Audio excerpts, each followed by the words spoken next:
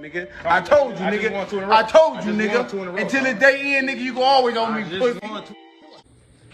The untouchable True School Sports Empire proudly presents something the boxing game's been missing. Hey, what's going on? It's your boy BT, and I came here to talk some boxing with the thousands of True School Sports subscribers. Now, I wanted to really just take some time to give my thoughts on, a card this week that's kind of flying under the radar with Joshua Usyk coming up with the Broner situation on the PBC card. I think a lot of people have forgotten that Vaquero, Emanuel Navarrete, is fighting this weekend, and he's taking on none other than Eduardo Baez. Now, I was going through my archives and I was looking at just how many Navarrete videos have I made over the years. And what's crazy about it is I've only made 4 Emanuel Navarrete videos, which I think is crazy. But I also think the fact that I've only made 4 Navarrete videos also points to the fact of something that I talked about recently when I went on ITR Boxing. Shout out to my main man, Lukey. Go subscribe to ITR Boxing. I was on there recently, and he made a great point about how Emanuel Navarrete is only 27 years old. He's a 2-division champion. He's made 7 defenses, 7 world title defenses in his career. The Baez fight could be the 8th title defense if he comes out victorious. But Navarrete has flown under the radar, I believe, by a lot of boxing fans. When we talk about the Mexican fighters, we hear about Canelo, we hear about Gael Estrada, we hear about Julio Cesar Martinez, we hear about the Mexican-American fighters like David Benavidez and these kind of guys, but we haven't really heard a lot about Vaquero, who, for all intents and purposes, this is a guy that has the Mexican style. He's throwing a lot of combinations, he's entertaining fights, he's beating good opposition. I mean, he's beating, guys that, when these guys fight other fighters, those fights are looked at to be, good fights, but when it's Emanuel Navarrete, they don't really look at Navarrete the way they should look at him. Look at for example, I believe it was recently Joet Gonzalez fought. I believe it was Isaac Dogbe, and that was looked at to be a very good fight. Competitive fight going in. A lot of people liked that fight, but when Navarrete fought Joet Gonzalez, not really a whole lot was made of it when he beat him. Same goes for maybe even the Dogbe fights. He got his credit for the time, but he hasn't really had that respect. He hasn't really had, I believe, that signature fight to really put him over. And, there's enough time left in his career, and he's done so much already in his career to where it's you look at what's wrong with boxing today. You look at a lot of our champions in boxing are not staying active. A lot of our top fighters in boxing are not staying active. But I'll tell you guys this. If there's one fighter who hasn't had any problem staying active, it's been Vaquero. It's been Navarrete. He's fighting consistently. He's fighting against good opposition. He's staying sharp. He just needs that one fight to really put him over with people. And I don't know who it's going to be. I mean, he is a top rank. He is now a featherweight champion, right? He was champion at 122.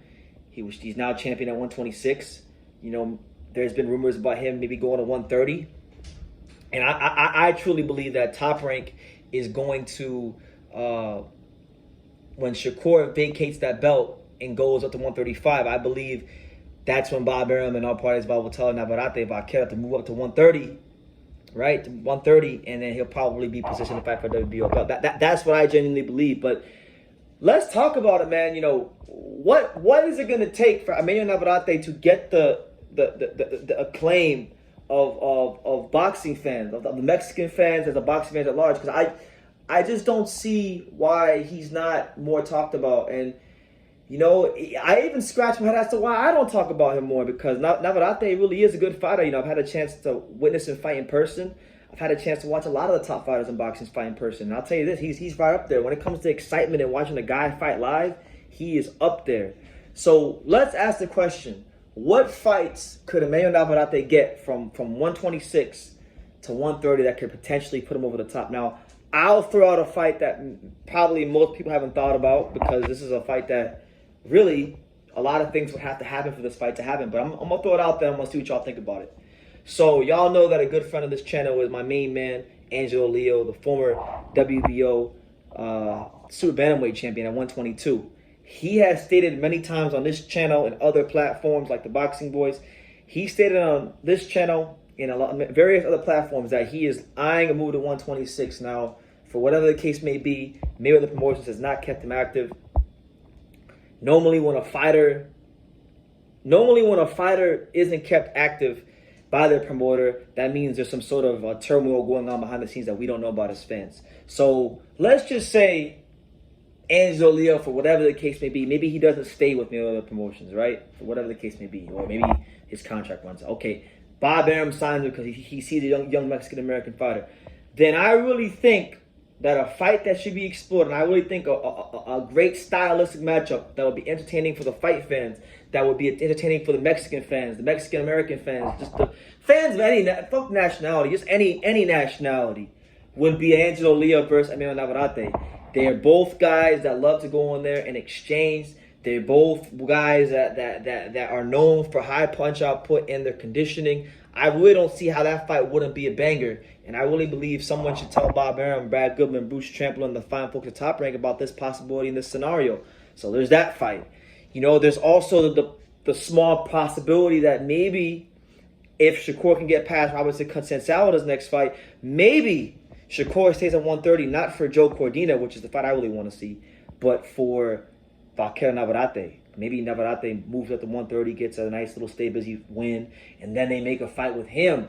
And I think that would be an interesting challenge. Navarrete is an aggressive style, so it would be nice to see Shakur Stevenson try to defuse that bomb, because there really aren't many fighters that have the work rate of Vaquero Navarrete. Also, keep in mind, at 130, Oscar Valdez is still there at that weight class. There were talks about Valdez fighting Navarrete. When I interviewed Oscar Valdez, at the initial Shakur Stevenson Oscar Valdez press conference, he said that he was offered that fight and he turned it down to fight Shakur, which ultimately wound up by him getting schooled. But it's a fight that's still there. So I'm thinking the most realistic road for Navarrete to become the guy that gets more critical acclaim from boxing at large is Oscar Valdez, because really it's the easiest fight to make. They're both Top Rank.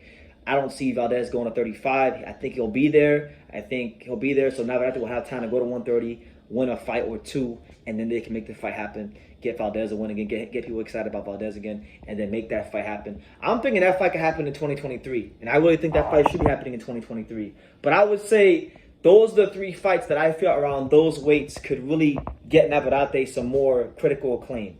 Valdez 1, Shakur Stevenson 2, and then a long shot, because a lot has to happen for this to happen. But I personally think this would be the most exciting of the three: Angelo Leo versus Vaquero Navarrete. So you listen, Bob Arum, make one of these fights happen, because Navarrete really isn't getting the credit he deserves, because he's fought good fighters, but he hasn't fought massive names, big names. So yeah, that's what it is. Just wanted to talk about Vaquero as he heads into his fight with Baez. Baez, shout out to him.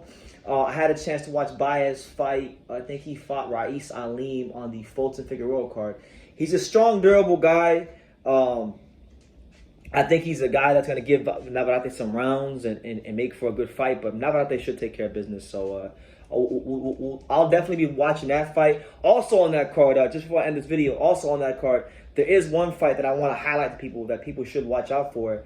You're going to have Xavier Martinez in his first fight since losing to Robinson Conceicalo, taking on Alejandro Pork Chop Guerrero, who is a very strong, tough fighter. I had a chance to watch him fight one time against Otar Aranosian, who I believe is also one of the best 130 pounders in the world. And he was a game opponent. I think against a lesser fighter, he'd have a better chance. So I'm thinking, Pork Chop's a good fight for Martinez. If Martinez can't beat the Pork Chops of the world, I believe they're fighting at what? What are they fighting at? What weight class is this at? Because I think Martinez might be moving up for this fight, but I don't quote me on that one. For this fight, Xavier Martinez will in fact be fighting at.